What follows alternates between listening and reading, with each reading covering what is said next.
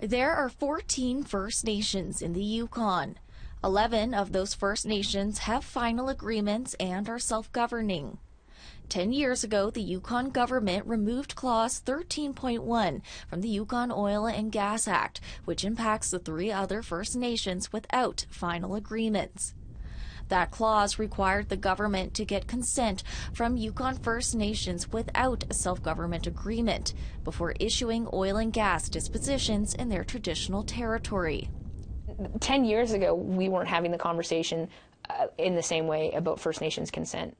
Kate White is the leader of the Yukon NDP. She says the Yukon government revoked the clause because 2 of the 3 First Nations without final agreements wouldn't consent to oil and gas development.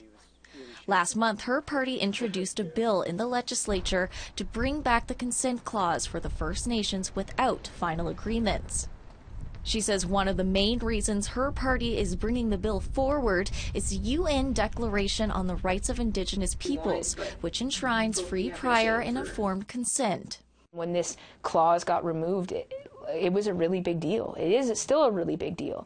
So where we're coming from is in a position where we should have a say what happens out there in our sacred territory. The NDP has also received letters of support from Yukon First Nations, like the Ross River Dene Council. It's one of the First Nations without a final agreement and is directly impacted by the consent clause. Chief Dylan Loblaw says both the Liberal and Yukon Party governments have walked away from prior agreements that ensured Ross River the right to consent. The broken commitments continue to carry on to this modern day.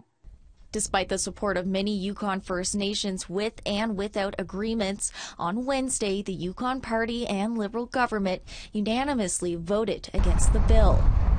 Premier Sandy Silver said in a statement to APTN, while the government agrees with the intent of the bill, in the absence of thorough consultation with Yukon First Nations and Transboundary First Nations, we are unable as a government to support these amendments to the Oil and Gas Act at this time. Chief Loblaw says he's disappointed in the vote and that it's another example of the government failing his First Nation. So there's a lack of communication, and there is no meaningful consultation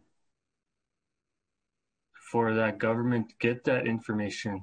And I think White says there's likely no future for the bill in its current form. And I don't think any of these conversations are going to be easy. I don't think any of these actions are going to be easy, but I know they're really important and they have to happen. Sarah Connors, APTN National News, Whitehorse.